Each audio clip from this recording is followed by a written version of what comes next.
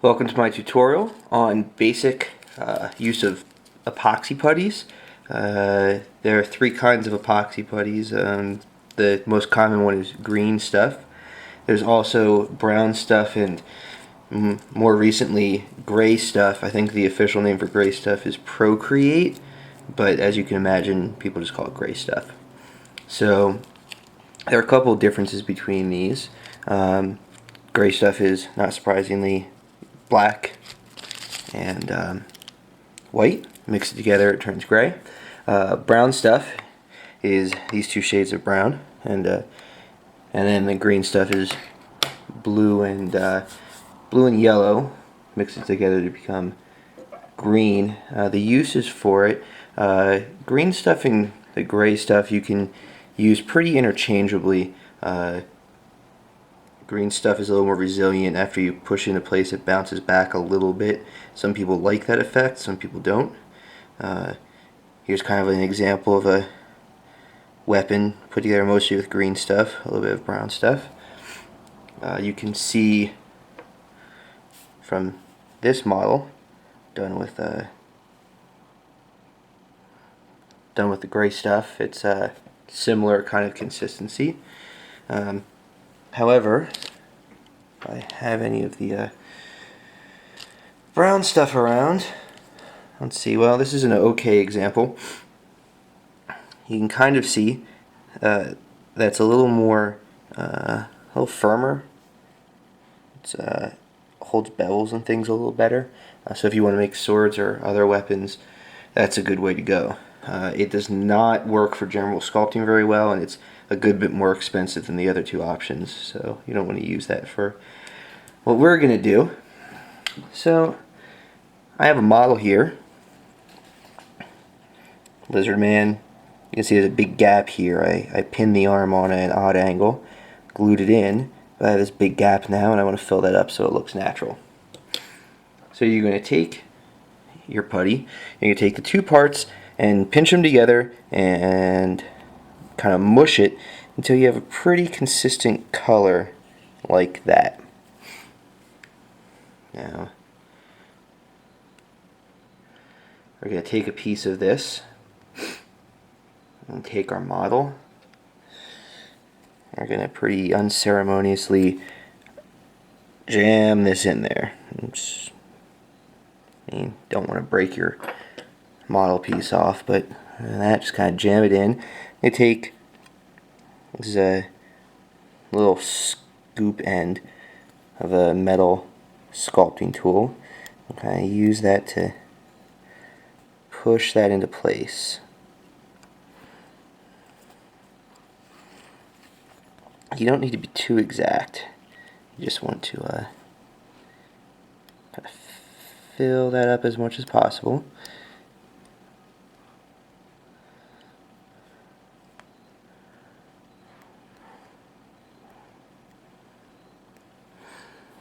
Alright, now that we're close enough, I'm actually going to take this little pick, and this can kind of jam it all in there a little more. How far you want to get the putty in really depends on what it is you're doing. If you're just covering up some space for aesthetics, don't worry about it, it's not a big deal. But if you want to fill a gap to lend strength to it, well, it's more important to really get that in there. Alright, so we got most of it. I want to take my X-Acto knife, and you can kind of see there's a bit of excess right here. Just going to clean that off, make our life easier. Alright. Now for the smoothing. Here we have these sculpting tools for clay sculpting. They've got this black rubber tip. You can see that one's got kind of a cupped one. I've also got an angled wedge and a flat wedge. They're pretty cheap. You can get them in an art supply store. And what we want to do is we just want to kind of smooth this out like this. It's going to push in a little more. It's going to take away those ugly lines that we created.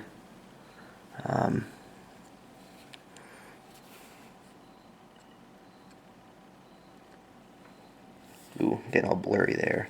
Too close to the camera.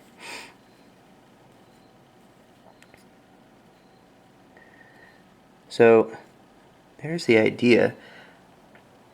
I'm going to take this cupped end, I'm going to spread it out a little bit. Now we're going over some of the detail, and we'll get to that next. So what we're going to need to do is we're going to need to put the detail back in. So I'm going right along this edge here because there's supposed to be a bit of a line. So I don't want, I'm sorry you can't see that. So right there, it's a bit of an edge and there's supposed to be a bit of a line, so we're going to create that. And under the arm, smooth some of that. And I want to follow this line right there. Kind of see it's raised a little bit on his arm. So, alright. So that looks pretty smooth. Now what we need to do, you can see the arm is not particularly smooth. So I'm going to start, you can use a bunch of stuff. You can use these kind of metal, it's not really a knife, but it comes to an edge. You can use the pick tool. This guy kind of looks scalpelish. It's not sharp, but it does come to an edge also.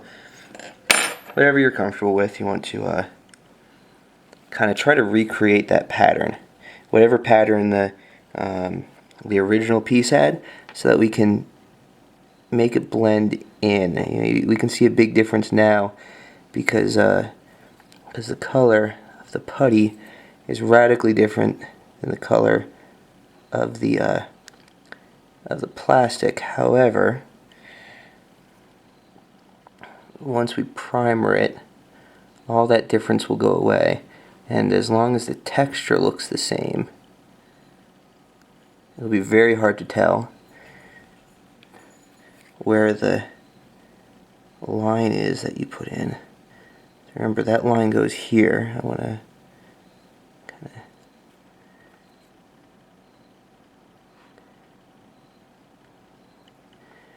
create that, and it looks like once you get here, it smooths out. So take that little scoop tool again, and just flattening that up against the arm. And I'm going to take a rubber tool and smooth that out. There we go. Now I like to kind of go over the texture then too and go into the lines with this tool, because otherwise you get these kind of sharp jutting edges. Well, it usually doesn't match the plastic. I mean, if that works for the model you're working on, great, but it usually won't. So there we go. We have a similar pattern. I'll blend in. I'm going to prime that then, and you'll never be able to see the difference. The other piece that I would like to do real quick, because it's almost impossible to see anyway, but we're just going to be perfectionists about it. There's a line right there. That's where I join this leg to that body. So I'm going to take a very small strand of putty here.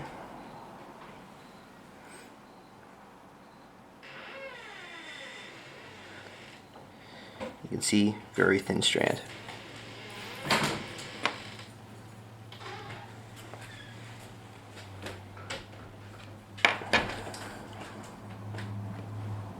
And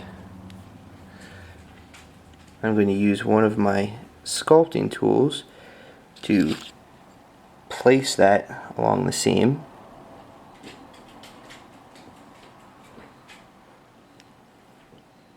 See, now kind of have to use a combination of the tool and my thumb.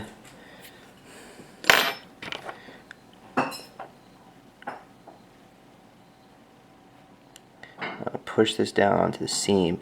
It's a little more difficult because there's nothing for it to push into really, so it doesn't grab on real well. But there we go, it's starting to stick.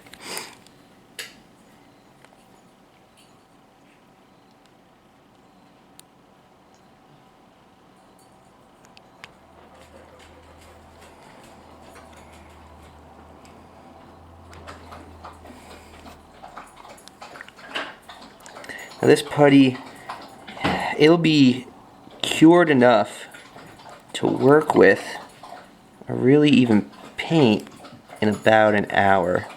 And it'll be fully cured, maybe 4 to 6 hours. So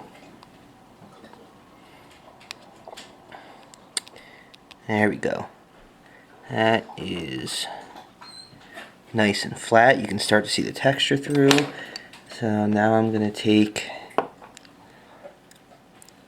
this guy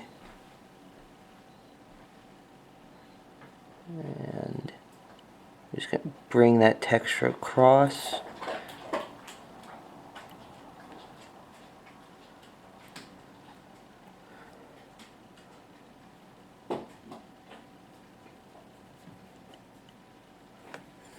There we go. Again, I'm going to go over it with the rubber sculpting tool too to soften the lines a little bit. And voila. There you go. So now I don't have a seam. I don't have this gap here. I don't have a seam on the top. I don't have a seam there. When we paint that up, it's not going to look like I put all the pieces together. It's going to be hard to see where one piece begins and the other piece ends. If you want a pretty good example of how that works, this piece right here was another part that I did on this conversion. I actually chopped the body in half here, split it, pinned it, rotated the body, and I tore off one of these, this guy right here. I tore off this whole spike and then reattached it and then filled in all this area here, put the texture back in, and you can see it's pretty difficult even now where you can see the difference in shade to tell where the putty is and where the body is. It looks like it was sculpted or molded this way. And there you go. That's how you do basic putty work and make your models look a little bit cleaner.